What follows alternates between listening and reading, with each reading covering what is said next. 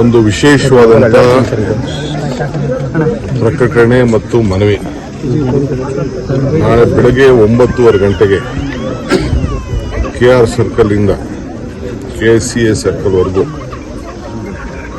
ತ್ರಿವರ್ಣ ನಮ್ಮ ರಾಷ್ಟ್ರೀಯ ಧ್ವಜ ಹಿಡಿದು ಈ ದೇಶದ ಎಲ್ಲ ನಮ್ಮ ಸೈನಿಕರಿಗೆ ಗೌರವನ ಸಲ್ಲಿಸಿ ಭಾರತದ ಏನು ನಮ್ಮ ಭಾರತದಲ್ಲಿ ಏನು ಒಂದು ಪರಿಸ್ಥಿತಿ ಉಂಟಾಗಿದೆ ಅದಕ್ಕೆ ಬೆಂಬಲವನ್ನು ವ್ಯಕ್ತಪಡಿಸಿ ನಾವು ಒಂದು ಮಾರ್ಚ್ ಅನ್ನು ಮಾಡಬೇಕು ಅಂತೇಳಿ ತ್ರಿವರ್ಣ ಧ್ವಜ ಹಿಡಿದು ನಾವು ತೀರ್ಮಾನ ಮಾಡಿದ್ದೇವೆ.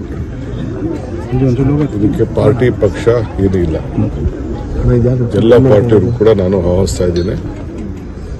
ಯಾರು ಅವರ ಖಾಸಗಿಯವರು ಇರ್ಬೋದು, ವಿದ್ಯಾರ್ಥಿಗಳಿರ್ಬೋದು, ಪಕ್ಷದವರು ಇರ್ಬೋದು, ಎಲ್ಲರೂ ಕೂಡ ತ್ರಿವರ್ಣ ಧ್ವಜವನ್ನು ಹಿಡಿದು KR ಸರ್ಕಲಿಂದ 9:30 ಗಂಟೆಗೆ ಭಾಗವಹಿಸಬೇಕು. ಸರ್ಕಾರಿ ನೌಕರ ಸಂಘದವರು ಕೂಡ ನಾವು ಇದರಲ್ಲಿ ಭಾಗವಹಿಸ್ತೀವಿ ಅಂತ ಹೇಳಿದ್ದಾರೆ. ಯಾವುದೇ ಅಧಿಕಾರಿಗಳು ಬರ್ಬೋದು, ಯಾವುದೇ ಪಕ್ಷದವರು ಬರ್ಬೋದು. ಸೊ ಸಂಘಟನೆ, ಕನ್ನಡಪರ ಸಂಘಟನೆ ಇರ್ಬೋದು, ಚಲನಚಿತ್ರ ವಾಣಿಜ್ಯ ಮಂಡಳಿ ಇರ್ಬೋದು, ಇಂಡಸ್ಟ್ರೀಸು, ಚೇಂಬರ್ ಆಫ್ ಕಾಮರ್ಸ್ ಇರ್ಬೋದು, ವಿದ್ಯಾರ್ಥಿಗಳಿರ್ಬೋದು, ಶಿಕ್ಷಕರಿರ್ಬೋದು, ಎಲ್ಲರೂ ಕೂಡ ನಾವು ಆಹ್ವಾನವನ್ನು ಕೊಡ್ತಾ ಇದ್ದೇವೆ. ಸೊ ಮುಖ್ಯಮಂತ್ರಿಗಳು ಕೂಡ ಮತ್ತು ಎಲ್ಲ ಕ್ಯಾಬಿನೆಟ್ ಮಿನಿಸ್ಟರ್ ಕೂಡ ನಾನು ರಿಕ್ವೆಸ್ಟ್ ಮಾಡ್ತಾ ಇದ್ದೀನಿ. ಎಲ್ಲರೂ ಕೂಡ 9:30 ಬಂದು ಜಸ್ಟ್ 1.25 ಗಂಟೆ ಆಗ್ತದೆ ಅಷ್ಟೇ. ವಿಧಾನಸೌಧ ಎದುರುಗಡೆ ರಾಷ್ಟ್ರಧ್ವಜ ಹಿಡಿದು KR ಸರ್ಕಲ್ನಿಂದ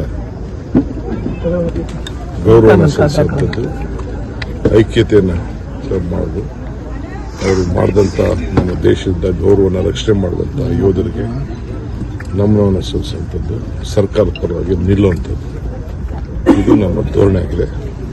ಸೊ ಎಲ್ಲರಿಗೂ ಕೂಡ ಭಾಗವಹಿಸಬೇಕು ಅಂತೇಳಿ ನಾನು ಮನವಿ ಮಾಡ್ತಾ ಇದ್ದೀನಿ. ಇದೇ ಅಫಿಷಿಯಲ್ ಇನ್ವಿಟೇಷನ್ ನಾನು ವ್ಯಕ್ತಪಡಿಸ್ತಾ ಇದ್ದೀನಿ. ನಾನು ಬೆಂಗಳೂರು ನಗರದ ಮಂತ್ರಿ ಆಗಿರೋದ್ರಿಂದ ನಾನೇ ಎಲ್ಲರೂ ಕೂಡ ಆಹ್ವಾನವನ್ನು ರಾಜ್ಯದ ಕೇಂದ್ರ ಸ್ಥಳದಿಂದ ಇದನ್ನು ಮಾಡ್ತಾ ಇದ್ದೇವೆ. ಇದಕ್ಕೆಲ್ಲರೂ ಕೂಡ ಭಾಗವಹಿಸಬೇಕು ಅಂತ ನಾನು ಮನವಿ ಮಾಡ್ಕೊಳ್ತಾ ಇದ್ದೀನಿ. ಯಾಕೆಂದರೆ ನಾಳೆ 10:30 ಗಂಟೆ ಕೆಲವು ಆಫೀಸ್ಗೆ ಹೋಗಬೇಕಾಗ್ತದೆ. ಅಷ್ಟರೊಳಗೆ ಎಲ್ಲ ನಾವು ಮುಗಿಸ್ತೇವೆ. KR ಸರ್ಕಲ್ ಪ್ರಾರಂಭ ಆಗ್ತದೆ, KCA ಸರ್ಕಲಲ್ಲಿ ಮುಗಿತೇವೆ.